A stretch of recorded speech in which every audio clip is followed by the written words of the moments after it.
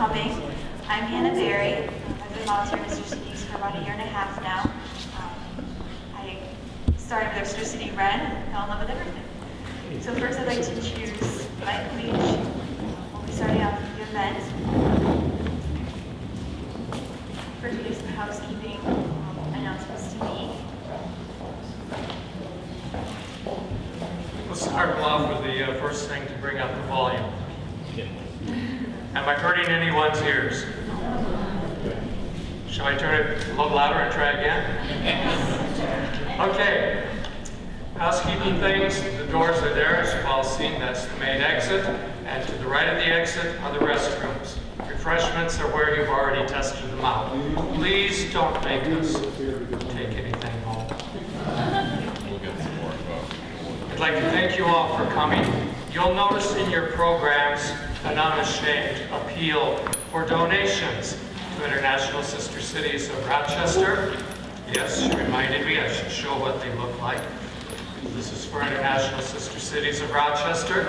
This is for Writers in Books. All of these organizations survive on the work of volunteers, on their kind donations, and whoever's pockets we can pick, including your own. So please give generously. The first person who gives me a $100 donation will receive an autographed copy of this. Thank you. So as you saw in your programs, we're going to be hearing 12 selections of literature tonight from each of our sister cities in the order that Rochester paired them. So first I'd like to recognize if all of our readers and committee chair people can just kind of raise your hand or stand up a bit so we can see where you are. Thank you very much. And we also have some of our sister cities board members that make everything possible for us. If you're around, there we are. Writers in Books, our partners that have made this possible. We've got a few of them over there. And now without further ado, I'd like to invite Carolee Conklin, president of our board, over to the stand to make a few remarks, followed by Joe Flaherty of Writers in Books. Thank you.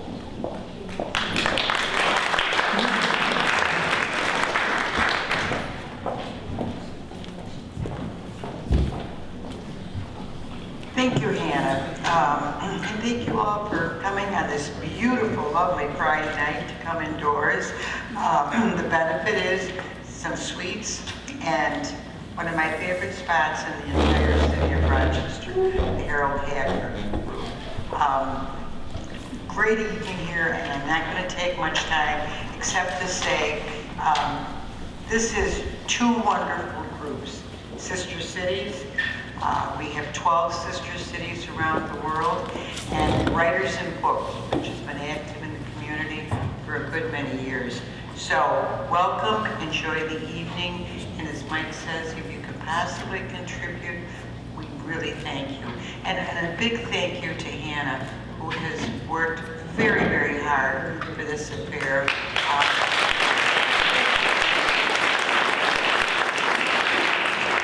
Where are you? Ah, there you are, over there. Come on up and welcome the folks to this evening.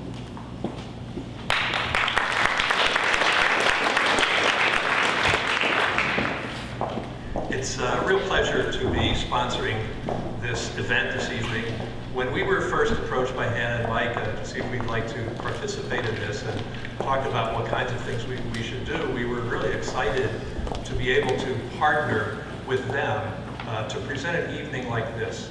Our motto and our mission at Writers in Books is to make writing and reading and literature a part of people's everyday lives, and for people of all ages and all backgrounds. And tonight is a wonderful example of us working to have that happen. And one of the things that we thought about is that in terms of presenting this, is that there are many ways that you can find out about other people's cultures. You can travel there, which is probably the best way of doing it, or you can look at the art and the culture of those countries and those cities. Their dance, their music, their painting, and of course their literature. And in reading that literature of various countries, we discover both the uniqueness of each of these cultures, but also the commonality.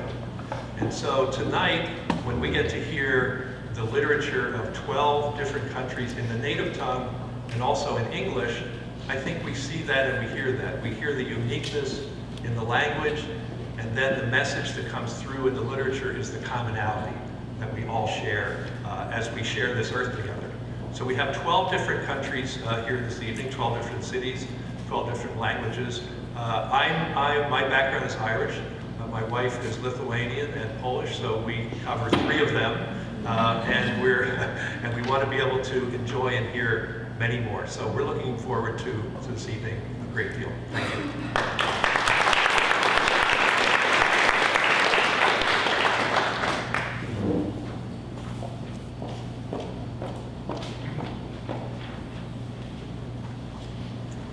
And our first city, partnered in 1958, was Rennes, France, in the region of Brittany, and I'd like to invite Mary Lawrence up to read our French selection. Our French selection tonight is going to be called La Découverte de l'Ignorance, and it's about the idea of being bred in French, since Brittany was a region with its own music culture before it was part of France. So come on up, Mary.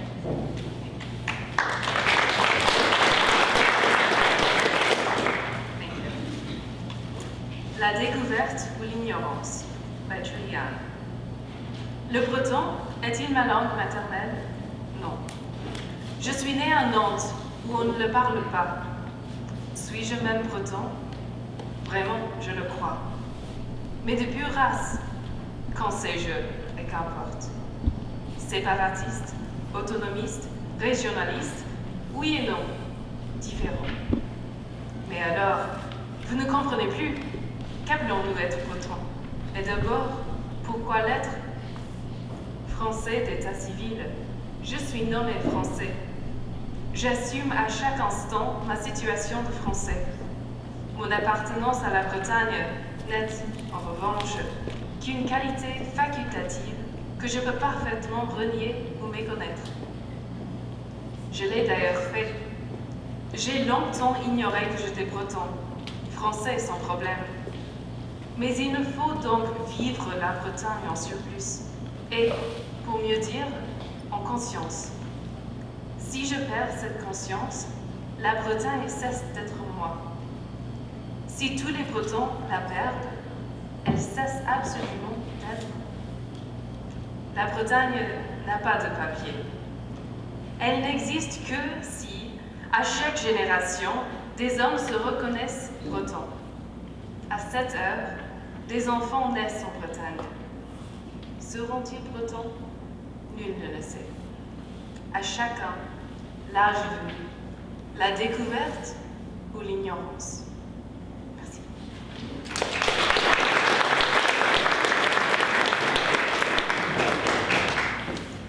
Is Breton my mother tongue? No. I was born in Nantes, where we do not speak it. Am I even Breton? Truly, I believe it. But of pure race? What do I know of it, and what does it matter? Separatist, autonomous, regionalist? Yes and no. Different. But you no longer understand. What do we call being Breton? And first, why be it? French civilly, I am called French. I assume at every instance my position as French. On the other hand, my affiliation to Brittany is only voluntary, and I can easily renounce or ignore it. I have done it before. I have long ignored that I was Breton, French without a problem, but I must therefore live Brittany even more, consciously, in other words. If I lose that consciousness, Brittany ceases to be within me. If all Bretons lose it, it ceases completely to exist. Brittany has no documents. It exists only if each generation recognizes themselves as Breton. Right now, there are children being born in Brittany. Will they be Breton? No one knows. To each when the time comes, discovery or ignorance.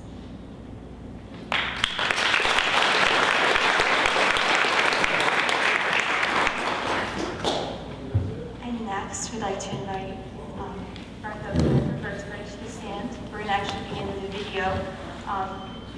this next selection is from Würzburg. It's the video of herself reading it. So we'll get that put up. Angelika entdeckt die Liebe. Angelika entdeckt die Liebe in 30 Jahre alten Briefen. Die Briefe liegen auf dem Dachboden in einem Koffer, dessen Existenz, dessen reptilienartige Oberflächen, dessen Schloss, das beim Öffnen ein hartes Klappen erzeugt und einen Schmerz am Daumen hinterlässt, Angelika vor langer Zeit vergessen hat. Zu schweigen von seinem Inhalt. Zu schweigen von diesen dünnen Umschlägen, dem dünnen Bogen Papier, den Zeilen, dem unsteten Auf und Ab der Worte, zu schweigen von diesen Worten. Das Öffnen der Briefe und das flackige Halten des Papiers wirbeln eine Menge feinen, sehr alten Staub auf. Angelika muss niesen und ihre Augen beginnen zu tränen, es ist die Stauballergie. Sähe sie einer hier so stehen, auf dem Dachboden, er wüsste schon jetzt nicht mehr, was von was kommt. Staub, Tränen, Worte, Liebe, die in die trockene Luft aufsteigt wie ein flüchtiger Geruch. Angelika hat anderes gesucht. Dieser Fund trifft sie auf der Gewahrtheit eines täglichen Tages, eines Wochentags Mitte Februar, abends um 8:45, aus dem Nichtsalter. Folglich vergisst sie, warum sie auf den Dachboden gestiegen ist, stolpert, fällt beinahe beim Hinabklettern der Leiter, nimmt den Stecken sehr fest in beide Hände und stemmt ihn gegen die Falltür mit energischem Schwung und hoch die Falltür mit einem Knall und aus. Das währt aber nur 5 Stunden genau. Nämlich morgens um 1:15 mit Angelika aus dem Schlaf behoben von den Worten, die durch ihren Kopf wandern wie Suchende. Und vom Kopf zieht sich schon die Silberspur zum Herzen ab. Wann kommst du? Und ich und die Schrift, die Hand, die den Stift hielt einst, diese Hand. Und der Name, wie voller Name, seit Jahren nicht mehr gelesen, nicht mehr gehört, nicht mehr im Sinn. Und jetzt pocht es das Herz, als habe es jemand bei seinem wirklichen Namen berufen. Pocht, als wolle es sagen, ich schlage noch. Schlag und Schlag und Schlag. Als wäre es etwas Eigenständiges, von Angelika Unabhängiges. Pocht mitten in der Nacht, die zum Schlafen gemacht ist und zu sonst nichts. Da hilft kein Glas Wasser, kein Wandern um den Küchentisch und zum Zimmer und ins Bad und zurück. Immer der Blick zur Falltür im Flur und der Gedanke an den Koffer. Und wie er sich dann anfühlt, anders als am Abend. Wie behutsam Finger über seine Reptilienhaut tasten bei Morgengrauen. Jetzt hockt sie zwischen Stühle und Tischbein und fehlt. Man kann aber keine Jacke holen und keine Decke und nichts. Man kann sich hier nicht mehr fortbewegen. Man muss lesen. Von Anfang bis Ende. Man liest.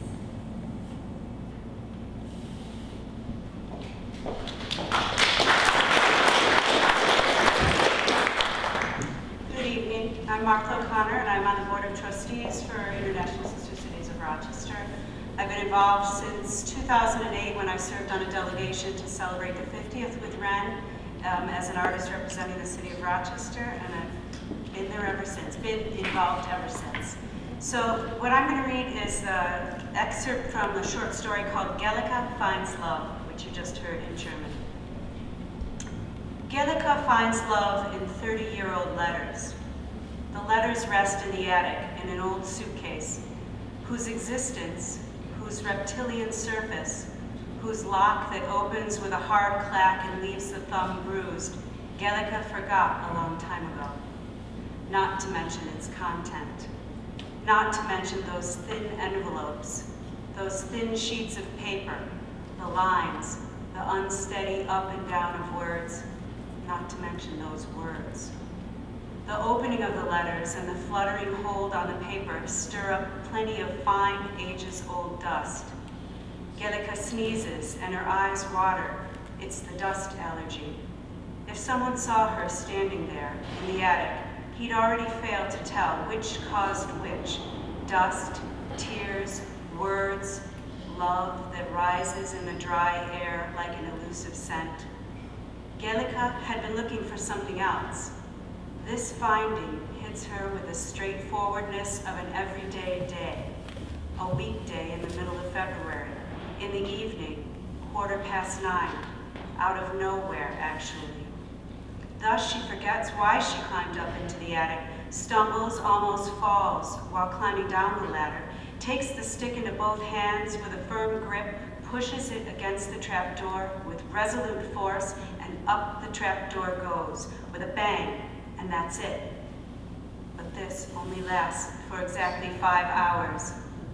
Namely, in the morning, 2:15, Gaelica is lifted out of her sleep by words that travel through her head like seekers, and from the head, the silver trace already leads down to the heart.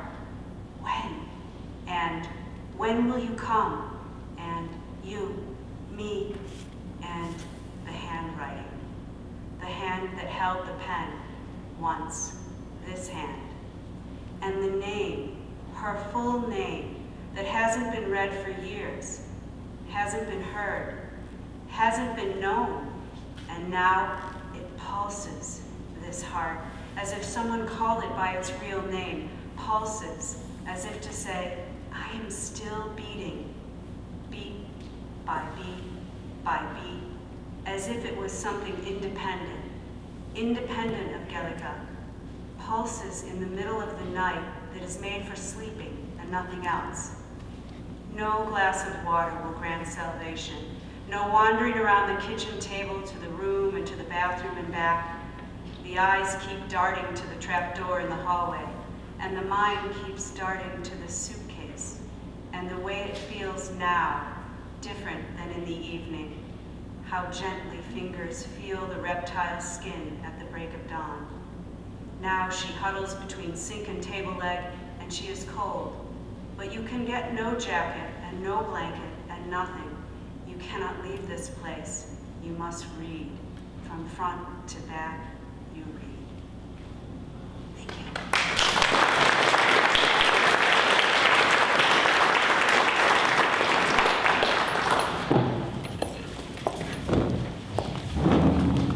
50 years this year. 50 years for Calta Masetta. I'd like to invite Rosaldo Pisaturo and Marissa Vatana to come and give a literary selection.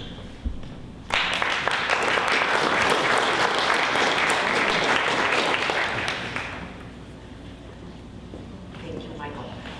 Yes, I'm Rosaldo Pisaturo. I'm very proud to still be the chairperson of the Caltanissetta Rochester Sister City. I've been with them for 35 years, and this year we're celebrating our 50th. We have a lot of good things happening with our sister city. Now, Sicily is a land of legends and mythology. Quickly, before Italian, in Sicily there is the Sicilian language, which is a language, not a dialect. So I quickly want to read you this list of civilizations. Siculi, Elimi e Sicani, Greci, Fenici e Romani. Vandali, Ostrogoti, Bizantini, Arabi, Normanni, Svevi, Angioini, Aragonesi, Spagnoli, Piemontesi, Austriaci, Borbonici e Italiani ai nostri spesi. 4,000 years of civilization. Sicily has been dominated by the Siculi, the Elimi, the Sicani, the Greeks, the Phoenicians, the Romans, the Vandals, the Ostrogoths, the Byzantines, the Arabs, the Normans, the Swabians, Angevins, the Aragonese, the Spaniards, the Piemontese, the Austrians, the Bourbonics, and finally, they say we're Italians at our own expense. The most famous legend of Sicily is perhaps one that we all know about, the story of Polyphemus and the shipwreck of Ulysses, which is recounted by Homer in the Odyssey. Omero racconta che Ulisse fu rinchiuso con alcuni compagni nella caverna del Ciclope. Questi cominciò col divorare alcuni di loro e promise ad Ulisse di mangiarlo per ultimo per ringraziarlo d'avergli dato un vino delizioso che l'eroe aveva portato con sé. Di notte, quando il Ciclope era profondamente addormentato, sotto l'effetto del vino, Ulisse e i compagni aguzzarono un palo in mezzo, l'indurirono al fuoco e lo piantarono nell'unico occhio del gigante. Al mattino, quando il gregge uscì per andare al pascolo, i greci si legarono sotto il ventre dell'ariete per oltrepassare la soglia caverna, dove il ciclope cieco controllava con le mani tutto ciò che passava. Una volta libero, quando la sua nave prese il largo, Ulisse gridò a Polifemo, un falso nome: "Come ti chiami?" E Ulisse rispose: "Nessuno", prendendosi gioco di lui.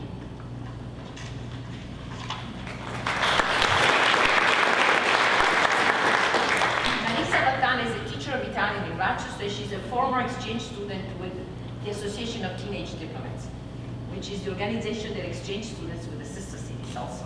Thank you, Marisa. Sure. Homer tells that once Ulysses was caught with a few friends in a Cyclops cave. The giant began to eat some of them, but promised Ulysses that he'd be the last one to be eaten as a thanksgiving for having brought him some of the delicious wine the hero had also brought with him. At night, while the Cyclops was deeply asleep under the effect of the wine, Ulysses and his friends sharpened a huge pole, hardened it in the fire, and jabbed it into the giant's only eye. The morning after, when the flock exited the cave to go to graze, the Greeks fastened themselves under the rams' bellies so that they could pass through the entrance where the blinded Cyclops was counting the flock, checking their backs with his bare hands. This way, they managed to escape the giant. When a blinded, enraged Polyphemus called his brothers for help, they asked him who had blinded him. "It was no one blinded me," replied Polyphemus, since Ulysses had cunningly introduced himself as no one, thus fooling the Cyclops. Thank you.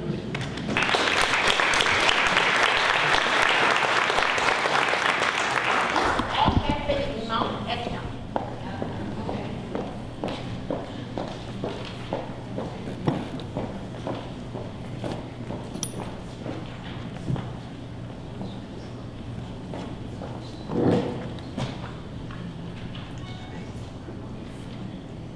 And next, in 1972, we became sister cities with the city of Rehoboth, Israel. And tonight, to represent Rehoboth, we have Orna Horn and Joanne Preeves here to read for us tonight. I'd like to invite you up.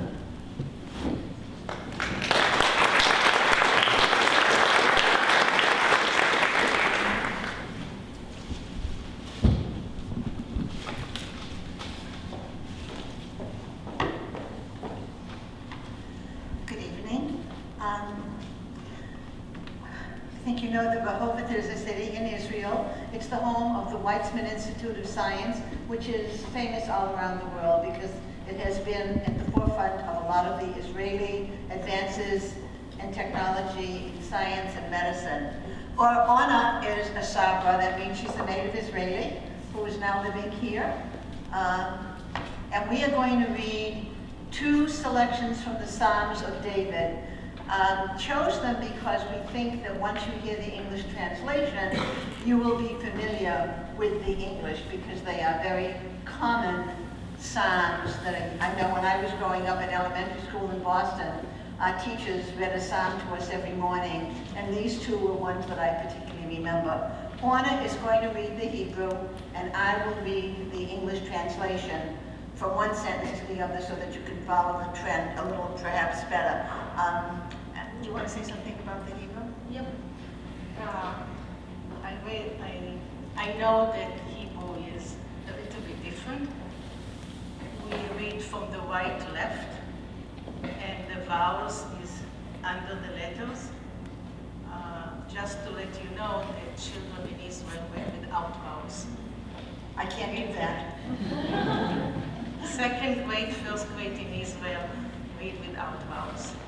So it's a little bit different from the English that it's from left to right. We open the book, it's from the right. And when I'm teaching Hebrew, I'm a teacher here in Rochester, and first I need to teach them to open the book.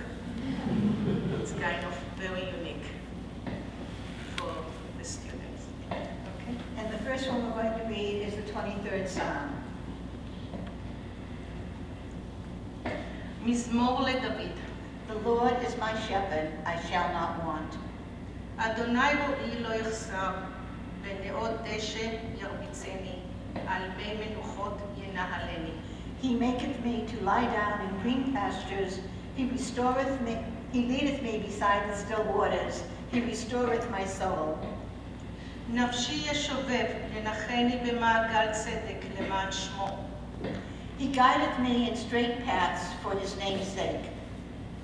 גם כי אלך בנביא צל מוות, לא יירא רע, כי אתה עמדי, שופטך ובשעתך המה ינחמני.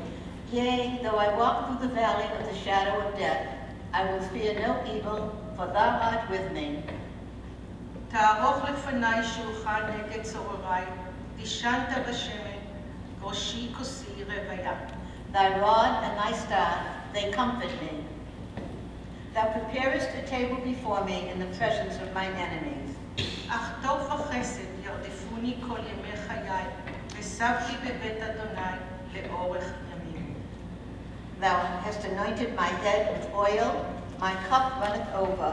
Surely goodness and mercy shall follow me all the days of my life, and I shall dwell in the house of the Lord forever. And the next one is the it's this page, isn't it? The 121st Psalm of David. It's called a Song of Ascents. שיר למעלות. I will lift up mine eyes unto the mountains. From whence shall my help come? שיר למעלות אשא עיני אל ההרים, מאין יבוא עברי. My help cometh from the Lord, who made heaven and earth. עברי מעם אדוני, עושה שמיים וארץ. He will not suffer thy foot to be moved. He that keepeth thee will not slumber. אל יתן למות רגלך, אל ינום שמרך. Behold, he that keepeth Israel doth neither slumber nor sleep. הנה לא ינום ולא יישן, שומר ישראל. The Lord is thy keeper. The Lord is thy shade upon thy right hand. אדוני שמך, אדוני צלך, על ידי ימינך. The Lord shall not smite thee by day, the sun shall not smite thee by day, nor the moon by night. יומם השמש לא יכחד, וירח בלילה. The Lord shall keep thee from all evil. He shall keep thy soul. אדוני שמך מכל רע, ישמור את נפשך. The Lord shall guard thy going out and thy coming in, from this day forth and forevermore. אדוני שמך צאתך ובואך מעתה ועד עולם. From this time forth and forevermore. Thank you.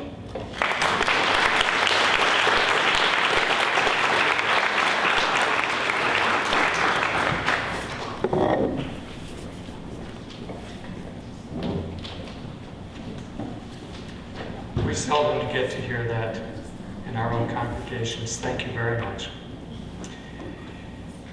The Krakow Rochester Central City Committee would like to thank very much the Polish School at St. Stanislaus Church and the Polish Literary Society of the Polish Heritage Society of Rochester for helping with this reading. I'd like to call Jolanta Mokshan and Claudia Stanek up.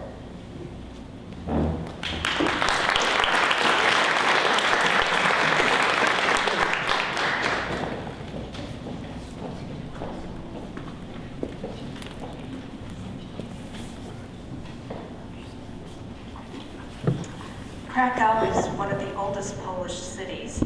With its population of 756,000, it hosts 23 universities which provide higher education to more than 200,000 students.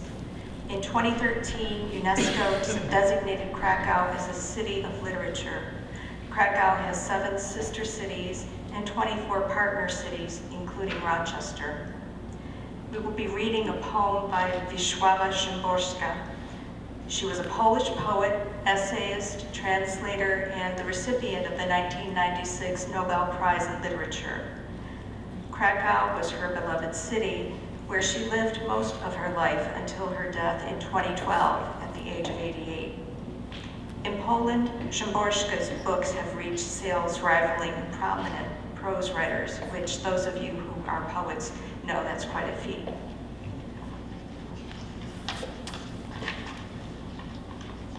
Jolanta will be reading the Polish and I will be reading the English.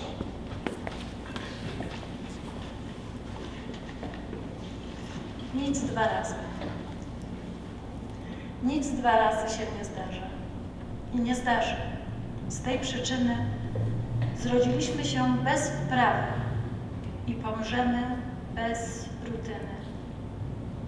Choćbyśmy uczniami byli najtępszymi w szkole świata, nie będziemy repetować żadnej zimy ani lata.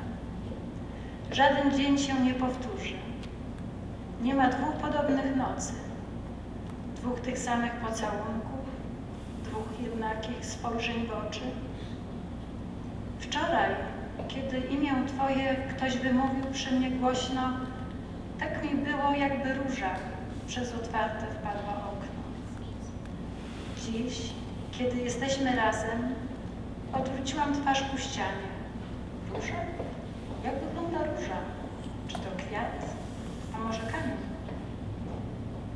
Czemu Ty się, zła godzino, z niepotrzebnym mieszasz lękiem? Jesteś, a więc musisz minąć. Miniesz, a więc to jest piękne. Uśmiechnięci, współobjęci, spróbujemy szukać zgody, choć różnimy się od siebie jak dwie krople czystej wody.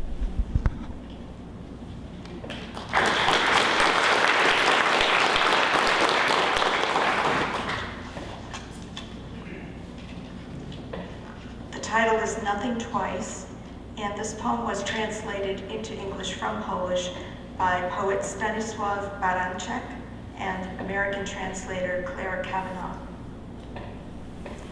Nothing can ever happen twice. In consequence, the sorry fact is that we arrive here improvised and leave without the chance to practice.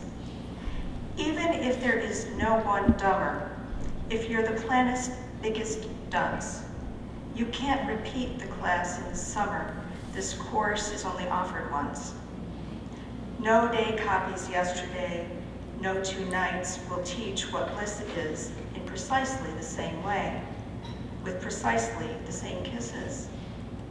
One day, perhaps some idle tongue mentions your name by accident.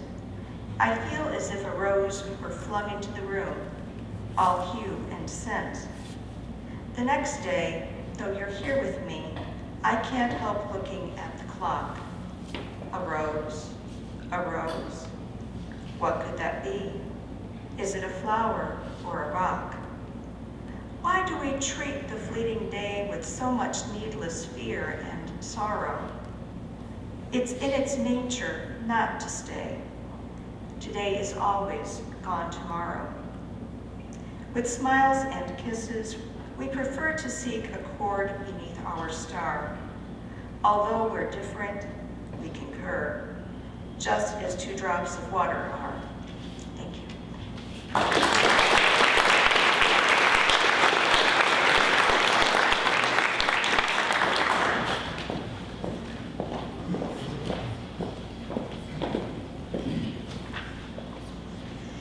Next, we have another guest that could make it here tonight from Bamako, Mali. It's difficult to find someone who speaks the language of Bambara, it turns out. So Matt Herber was very wonderful to record a video for us of the children's story, The Story of Three Friends, which I'll put up for you now. And then the Bamako chair, whose reward will be the English for you. Hi everyone, my name is Matt Herber, and I was asked to read you a story in Bambara, which is a language that's spoken in Mali, West Africa. And if you're walking down the streets in Rochester's sister city of Bamako, you're most likely to hear Bambara being spoken. And this is a story called The Three Friends. And this is a version as told by Usman Jabba. And since I'm happy with you, I'm going to tell it to my son Gabriel. Here it is, Teru Sala by Usman Jabba. Ni kera terima sabaye. Tibo. Dugat. Anishe. Nini salah de nana sana kabangan yang konfe. Kalau kosa. Dugat. Ota ini kunci banale. Buku jara yorong dorong kunci tiada ten. Tibo. Ota de nana kajanya kakek dahulu. Kacanya fo kana agoronte. She o manjodron o sende de dire. Bala ate sekajo. Bala sa boka ke kama. Ka foko ubana de o e jombe indo ya. Aye adunya numba ye. Nya sangka numba ye. Aye, dunia nomba ye, dunia sangka nomba ye. Dia nak aku tahu. Ni kamu bisa punya fokus desa. Alamat ufet. Juga ni jivonku, kami alate angkat mafe. Anteta anofe, fosan kulasa. Shekuma, ai. Nteru asabani. Angka ko jamatina sa. Ni abu masabani. Ni anya kete. Ala bejini angkor de. Ni adu maladi angkor. Angka para cetaya. Juga ni jibon koshema. Oye kumuri. Ambeka. Para denika ontoro, ambeka alove, okoyo ndoro, sinaka salo sangrone. Soni, ala de nara kaji, kani joshe kefe.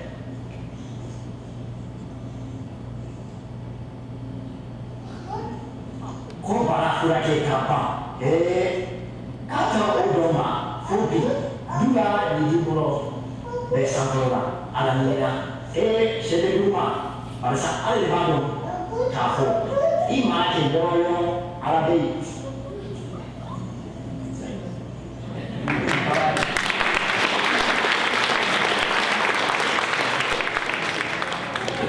I guess I should have said there were 2 readers in that video. But now we're there to Alicia Ward.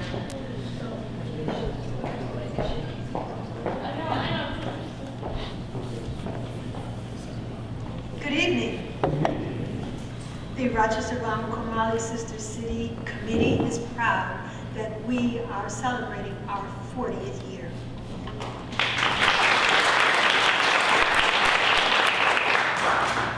And now the English translation of the story of 3 friends. A long time ago, there were 3 friends: the vulture, the hornbill, and the chicken. One day, all of a sudden, all 3 of them became sick. The vulture had a problem with his head. One morning, all of a sudden, all his hair fell out. The hornbill had a problem with his beak. His beak started to grow longer and longer and longer and twisted and swelled until it had a second opening. As for the chicken, she had problems with her legs. Every time she tried to stand, her legs just shook.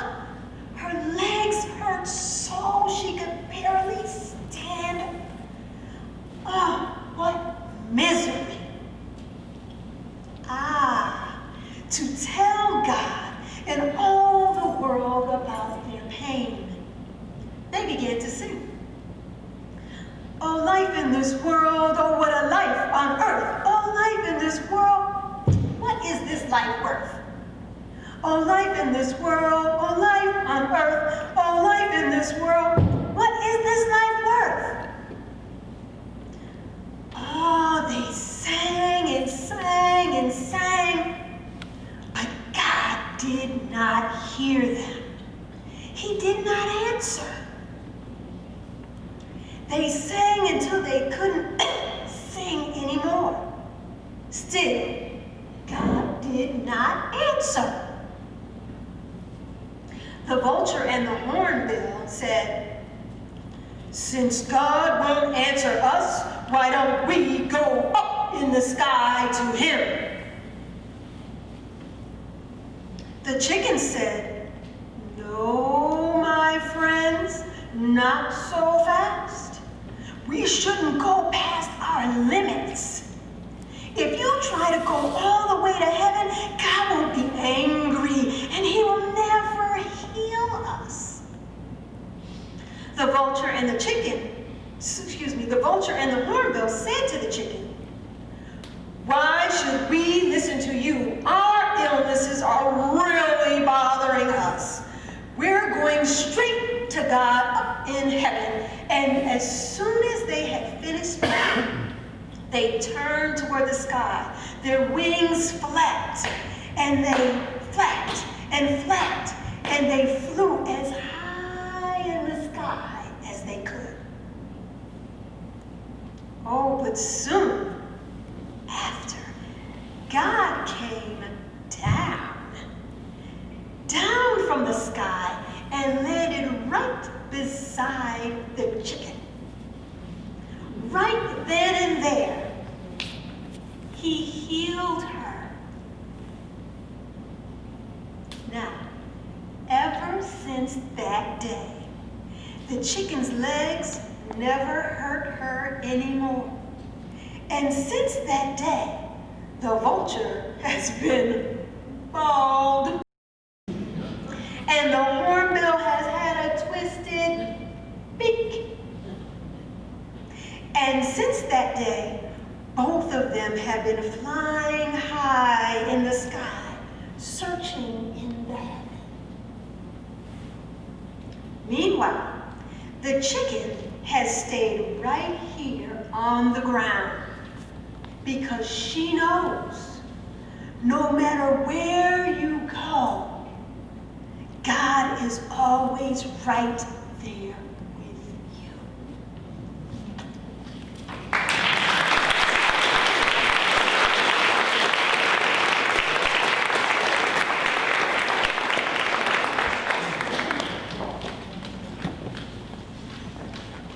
Now, in case you finished your cookies, we'd like to take 5 to 7 minutes for you to get up and stretch your legs, grab some more cookies and some more coffee before we go on to our next meeting.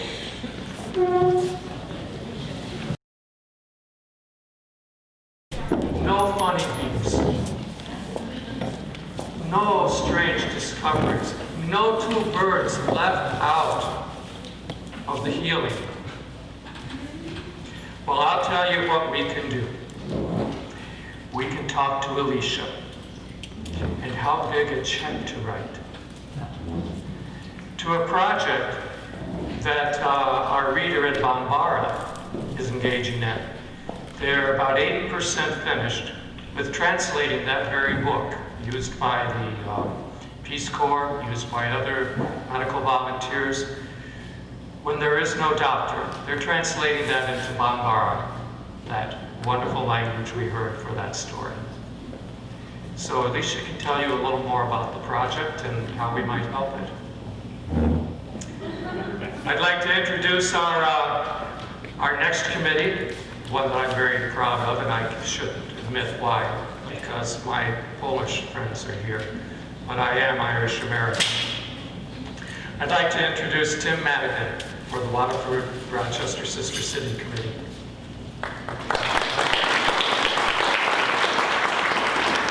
I've actually been in Waterford with Mike and with Tom O'Connell. I am not going to do this in the native language of Ireland, Gaelic, because I don't know Gaelic, but I have chosen a poem that I thought is appropriate, and also by another Nobel laureate, William Butler Yeats. This is a poem called Among School Children, and I thought it's appropriate because this year is also the 150th anniversary of the birth of W.B. Yeats. And in 1926, when he was 60 years old, he was a senator in the Irish Senate, and he was sent to Waterford to visit various schools. And in this particular poem, which I'm a professor of philosophy, so it's very philosophical, and that's why I'm interested in it, he muses on the nature of age and the relationship of the body and the soul. And as it begins, he's visiting a schoolroom in Waterford, and the little children are looking up to him and wondering, who is this old man? What is he doing here? And he starts to muse about how he looks to them as if he's an old scarecrow. And then he thinks about his own youth, and he imagines his first love, and he suddenly envisions her in the classroom, and he compares her to the daughter of Leda, Helen of Troy, for her great beauty. And then he breaks out of his reverie and realizes that the children are wondering, again, why he's there. And he starts to wax philosophical about the nature of the body and the soul and how they become one. And then he has a vision of his own mother holding him as a baby. And suddenly, in his mother's arms, he becomes the 60-year-old man that he is now. And he wonders what she would think of him, and if the pain of childbirth would have been worth his coming into existence and becoming the man he is. And it's, of course, also resonates with the Pietà. And then he ends the poem by realizing that he, at the age of 60, is still a student and has still many questions, especially about the nature of the body and the soul. And so the poem ends with some questions about what is it that makes us who we are. And he thinks about a chestnut tree and asks the question, what is the tree? Is it its leaves, its branches, the seed that made it? So among school children, I walk through the long schoolroom questioning. A kind old nun in a white hood replies, the children learn to cipher and to sing, to study reading books and histories, to cut and sew, be neat in everything in the best modern way. The children's eyes in momentary wonder stare upon a 60-year-old smiling public man.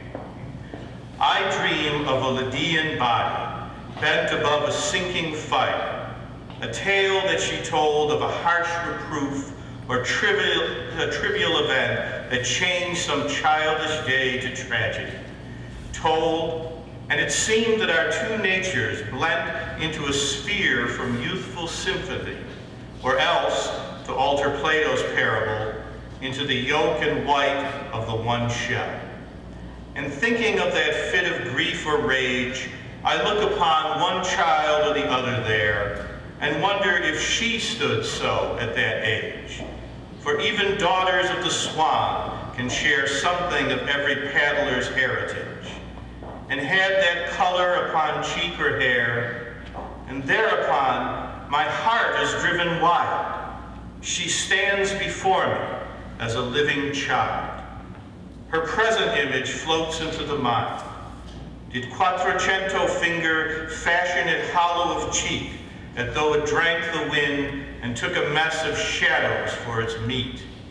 And I, though never of Lydian kind, had pretty plumage once. Enough of that. Better to smile on all that smile, and show there is a comfortable kind of old scarecrow. What youthful mother, a shape upon her lap, honey of generation had betrayed, and that must sleep, shriek, struggle to escape, as recollection or the drug decide, would think her son, did she but see that shape, with 60 or more winters on its head, a compensation for the pang of his birth, or the uncertainty of his setting forth. Plato thought nature but a spume that plays upon a ghostly paradigm of things, Solidar Aristotle played the taws upon the bottom of a king of kings. World-famous golden-thighed Pythagoras fingered upon a fiddlestick or strings what a star sang and careless muses heard. Old clothes upon old sticks to scare a bird. Both nuns and mothers worship images, but those that candlelight are not as those that animate a mother's reveries, but keep a marble or a bronze repose. And yet, they too break hearts. O presences that passion, piety, or affection knows, and that all heavenly glory symbolize, O self-born mockers of man's enterprise. Labor is blossoming or dancing where the body is not bruised to pleasure's soul, nor beauty born out of its own despair, nor blear-eyed wisdom out of midnight oil. O chestnut tree, great-rooted blossomer, are you the leaf, the blossom, or the bowl? O body swayed to music, O brightening glance, how can we know the dancer from the dance? Thank you.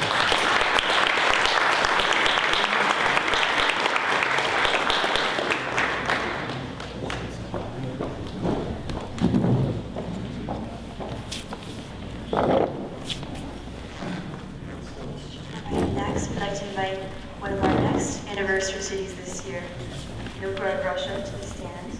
We will have Liza Smith and Christine Frederick reading for us tonight.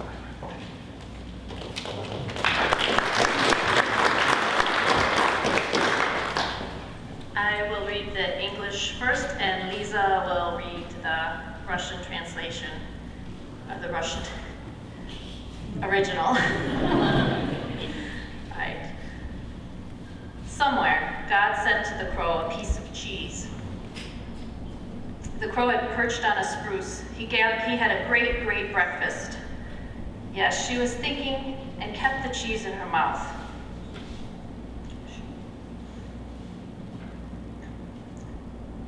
Suddenly, the fox stopped at this cheesy smell. The fox saw the cheese. This cheese captivated her.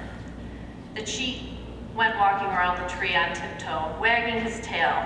He did not look away from the crow and said so sweetly, almost breathlessly, "Honey, how good you are.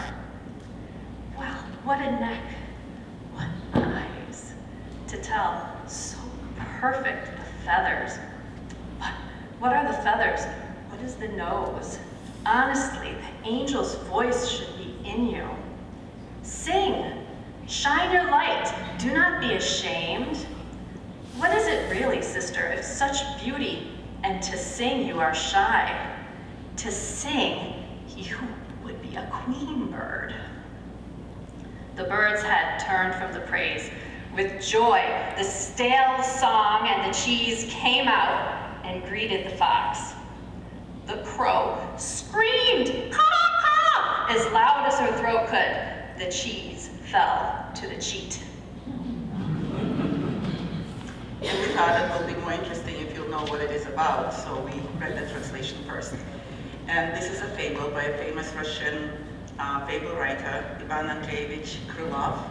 He's really very famous in Russia, and every elementary school student, if you ask, will read 2 or 3 fables by heart by Krylov. And actually, so many sentences and phrases from his fables became just part of the language. You can start one and everybody understands what are you trying to hint on.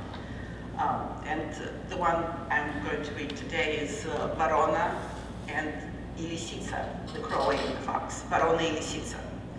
Вороне где-то Бог послал кусочек сыру. Наель ворона, взгромоздясь, позавтракать уж было собралась, но призадумалась, а сыр во рту держала. На ту беду лиса близехонько бежала, вдруг сырный дух лису остановил. Ворона видит, лисица видит сыр.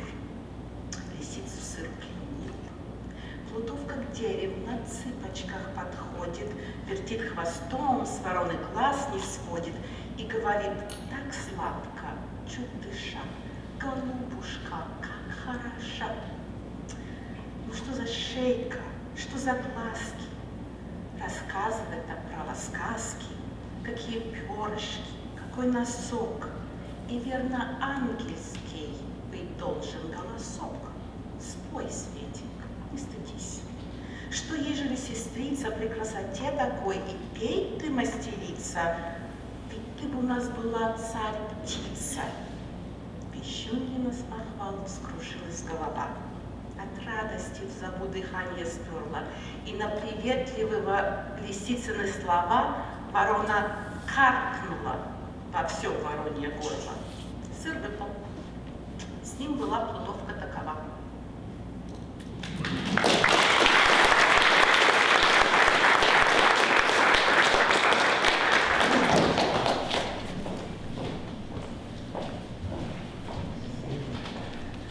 Now I'm pleased to introduce Kyoko Klaus to bring us, and Yoko Matsuda, our very newest Sister City Committee chairperson. Yuko, would you come up? Hamamatsu, Rochester Sister City Committee.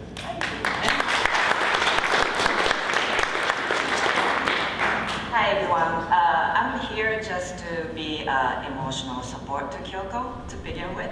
My name is Yuko, but since I'm here, I just wanted to explain a little background of what Kyoko is going to share with you tonight. She's going to share a piece of haiku, which is a form of literature of Japan, and everybody probably knows about haiku or heard about haiku. It's a very, very short form of poetry. We only use 5 letters, 7 letters, and 5 letters to explain your feelings, emotions. It's a very, very complicated process.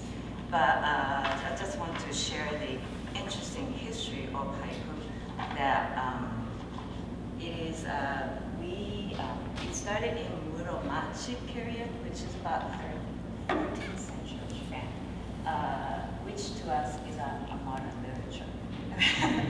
But so it started there, and we have a very famous poet named Basho Matsuo, and he made it available for public to enjoy. That's around 19th century. So now and so we have all these famous haiku artists and poets who made haiku available for public. So she's going to explain a piece from Hamamatsu, from our sister city, which won a competition this year. And she's going to explain in detail. And Kyoko teaches English, I'm sorry, Japanese at the William Hobart and Williams Smith colleges in Geneva. So here's Kyoko, and enjoy her presentation. Hello, my name is Kyoko. Haiku is a poetry structured in the set of 17 syllables, arranged in groups of 5, 7, and 5. Haiku always includes a season word, which indicates the season. The season words brings out ideas associated with the background of the word, and within the space of just 17 syllables, it adds breadth and depth of the verse. Haiku can express the beauty of nature and the depth of the human heart in the brief form. So I prepared this thing. It's so much easier to explain haiku with the music notes. So when I say 5, 7, and 5, it means that's the first, and the second, and the last. So I'm going to read haiku. This is made by, this won the contest at Hamamatsu. This is written by a 7th grade girl. 麦わらの網目を透かし彼がいる。麦わらの網目を透かし彼がいる。Which means through the mesh of straw hat, I can see my boyfriend.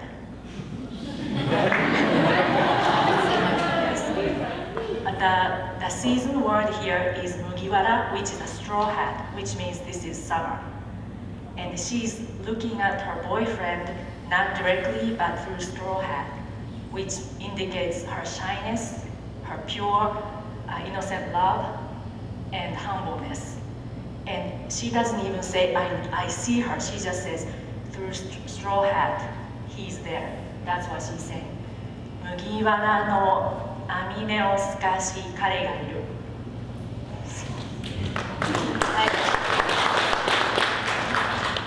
And haiku is so short, so I translated the second one. The next one is みんないてみんな一人の月見かな, which means everybody's here, but everybody's alone. Moonlight viewing.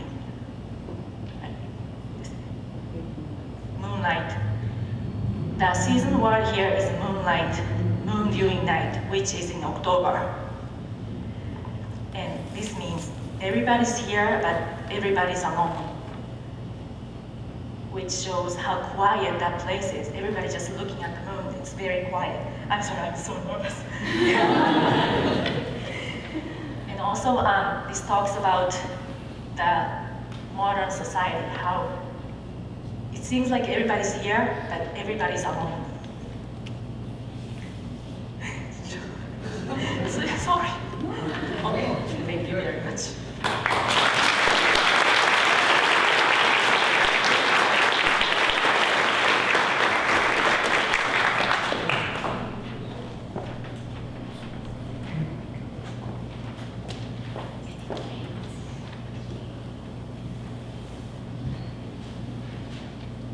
Next, we'll be hearing from our sister city, Puerto Plata. And the special thing about these readers we have with us tonight, Randy Carrera and Maggie Bordas, is that they actually joined us from our sister city of Puerto Plata. They are two master's students that are studying at RIT. They'll come from our sister city. They'll be reading There's a Country in the World, a poem by Pedro Mir. He's a very well-known Dominican poet, considered the national poet of the country. And this poem is a description of the Dominican Republic that explains what it was like at the time.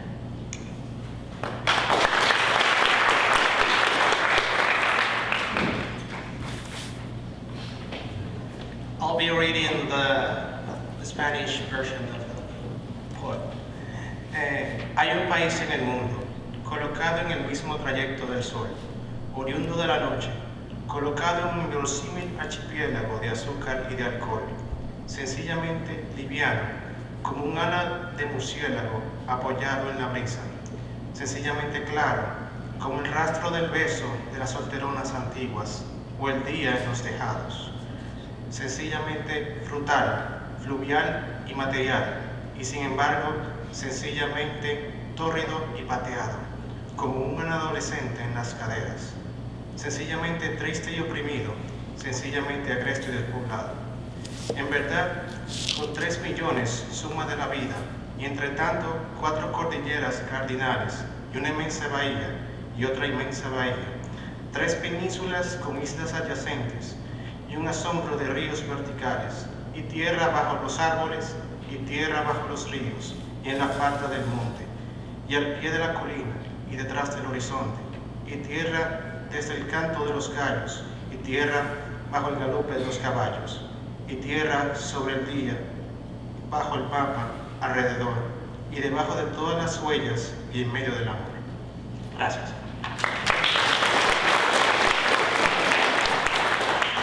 So this is the English version of the poem. There is a country in the world, situated right in the sun's path, a native of the night, situated in an improbable archipelago of sugar and alcohol, simply light, like a bat's wing leaning on the breeze, simply bright, like the trace of a kiss on an elderly maid, or daylight in the roof tiles. Simply fruitful, fluvial and material, and yet simply torrid, abused and kicked like a young girl's hips, simply sad and oppressed, sincerely wild and uninhabited, In truth, with 3 million life sum total, and all the while 4 cardinal cordilleras, and an immense bay, and another immense bay, 3 peninsulas with adjacent isles, and the wonder of vertical rivers, and earth beneath the trees, and earth beneath the rivers, and at the edge of the forest, and at the foot of the hill, and behind the horizon, and earth from the cock's crow, and earth beneath the galloping horses, and earth over the day, under the map, and underneath all the footprints, and in the midst of love. Thank you.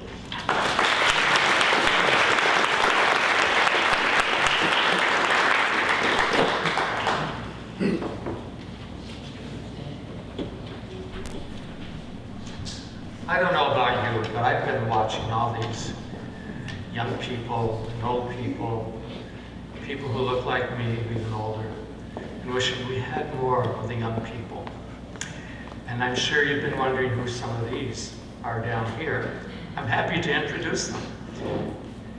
Representing our Chinese sister city, Xiaoyan in Shanxi province, I would like to introduce Joyce Ding, Cherry Wang, and Anzhu Yang.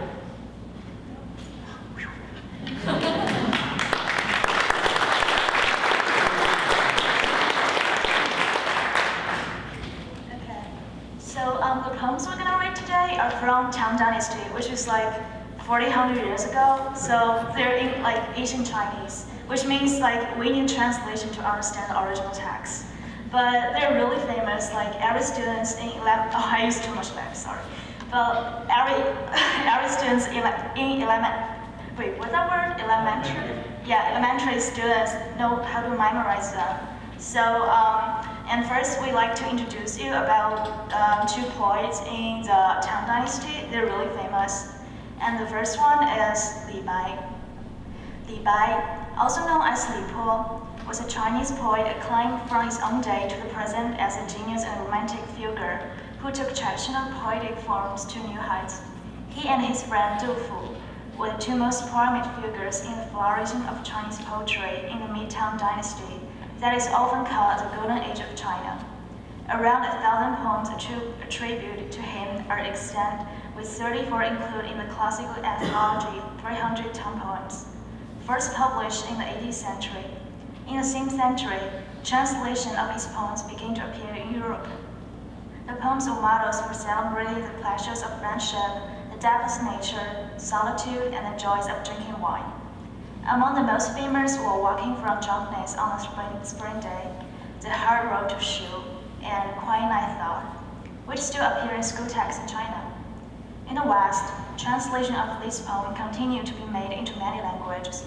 His life has even taken on a legendary aspect, including Tale of Drunkenness, Chivalry, and the well-known fable that Li drowned when he reached from his boat to grasp the moon's reflection in the river.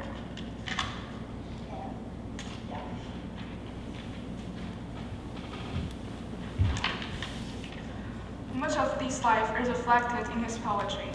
Places which he visited, friends whom he saw off, and journeys to distant locations, perhaps near to meet again. His own dreamlike imaginations embodied with shamanic overtones, curating events of which he had views of, descriptions sliced from nature in a timeless moment of poetry, and so on. However, of particular general importance are the changes in the times through which he lived. His early poetry took place in the context of a golden age of internal peace and prosperity in the Chinese Empire of the Tang Dynasty, under the region of an emperor who actively promoted and participated in the arts. But this all changed suddenly and shockingly, as beginning with the rebellion of General Eluzarian of northern China was devastated by war and famine. In one of the greatest catastrophic losses of population in all history, Li's poetry as well takes on new tones and qualities. And unlike his younger friend Du Fu, Li Bai was not to live to see the quelling of these disorders. However, much of Li's poetry has survived and enduring popularity in China, and with a developing influence in the Western world.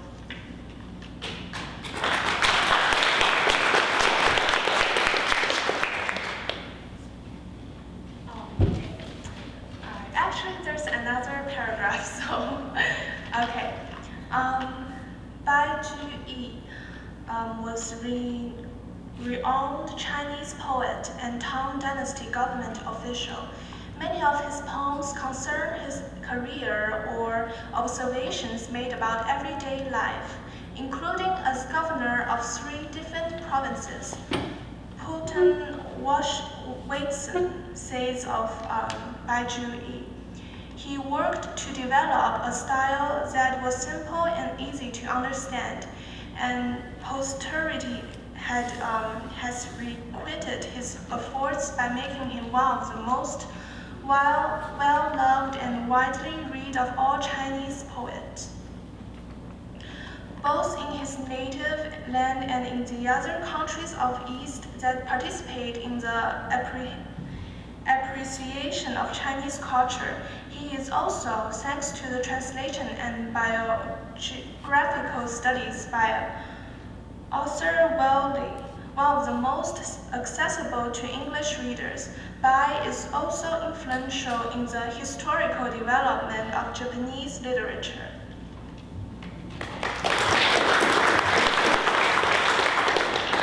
So here's a poem of Li Bai, and the poem is about Li Bai is sending his friend Wang Wen, onto the journey. 赠汪文，李白。李白乘舟将欲行，忽闻岸上踏歌声。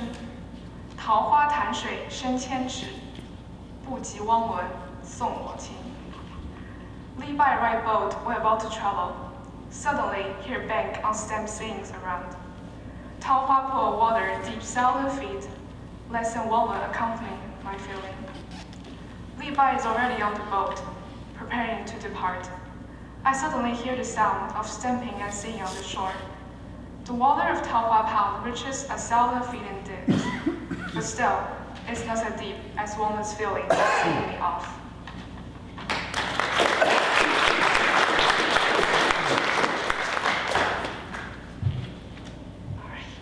Kind of nervous here. Okay. 山中问答，问于何兮？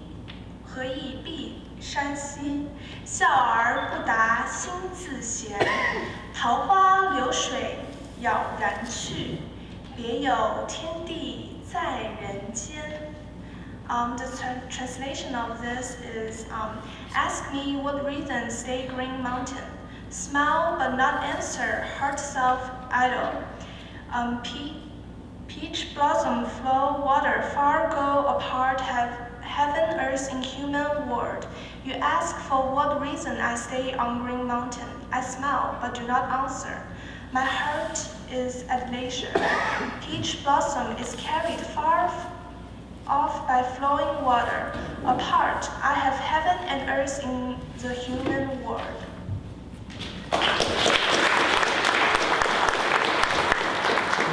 This poem is wrote by Bai Zhi, and it actually relates to me because it's called Remembering South of the River, and it's where I came from. And it's about homesickness, which happens to me a lot once in a while. So, okay. 忆江南，白居易。江南好，风景旧曾谙。日出江花红胜火，春来江水绿如蓝。能不忆江南？ Oh, and I translate by myself. So fair is a river south, where landscape I once know well. The sunrise paints the riverside flowers in fiery glow, and the spring water of blue as the fire flow. How can my nostalgia cease for the south of the river? Thank you.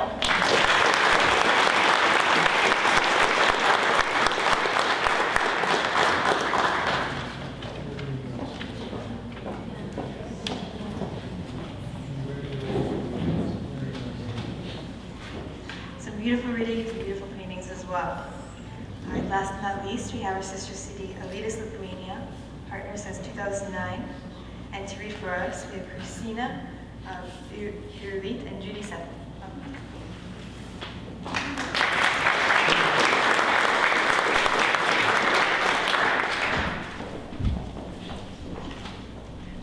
Good evening, everyone. My name is Yolanda Jasonis, and I'm the chairperson of Arts and Cultural Projects for the Alytus Rochester Sister Cities Committee. City, and we are very delighted to be part of this very special event.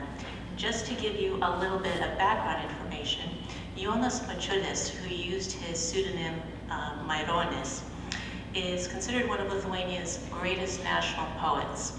Born in 1862, he was a man of many professions. He was a priest, he was a professor, as well as a poet.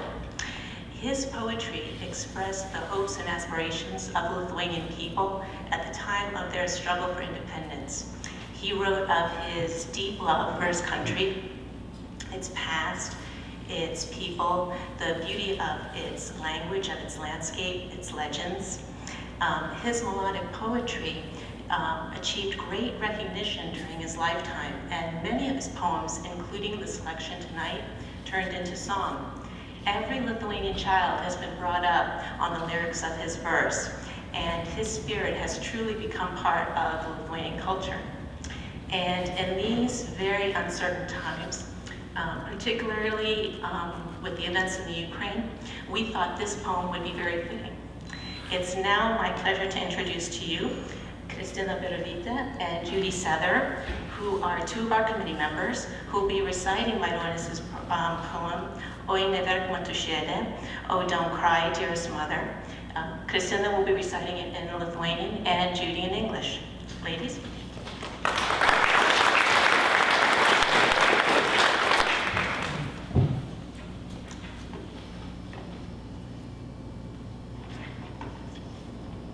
Oi neverk motušėle, kad jaunas sūnus eis ginti brangiosios tėvynės, kad pavirtas kaip ąžuolas kirų puikus, lauks teismo dienos paskutinės.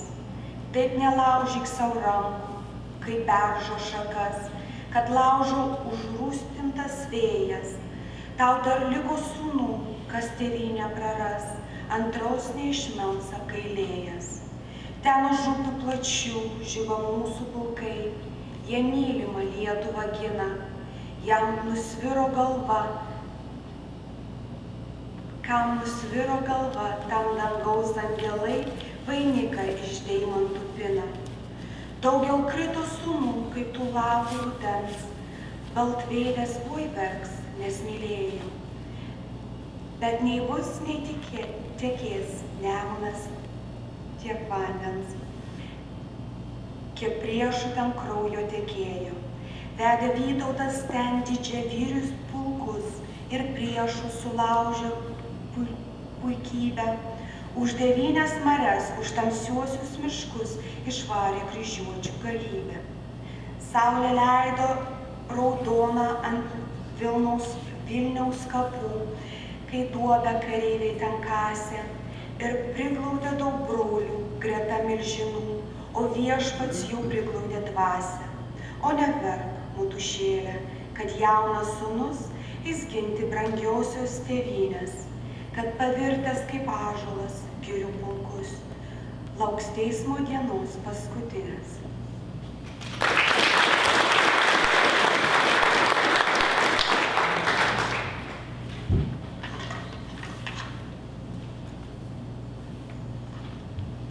Oh, don't cry, dearest mother, that your young son will leave to defend his beloved homeland. That cut down like a mighty oak tree in a forest, he will wait for the last judgment day. Don't torture your limbs the way birch branches are broken by furious winds. You still have sons left. Once the homeland is lost, prayers and deepest sorrows will not resurrect it again. There beyond wide rivers, our legions are shining bright. They are defending our beloved Lithuania. He who gave his life, for him the angels of heaven are making a laurel of diamonds.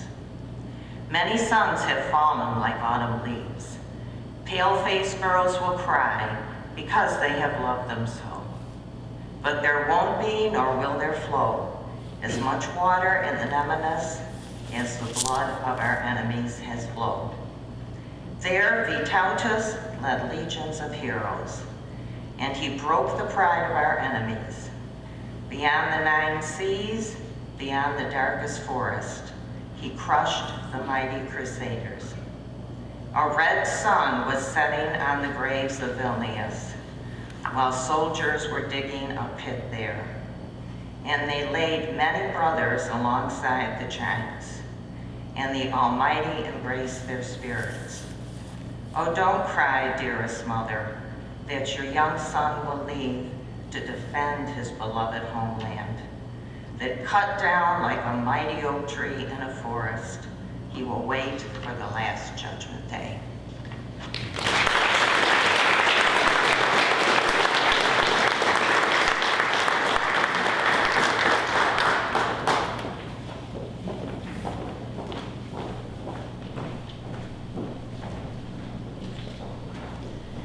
One day to be able to see all of our sister cities, and I'm sure you all do as well. But at least for an hour and a half, 2 hours tonight, we get to experience all of them in one room. So thank you to all of our readers.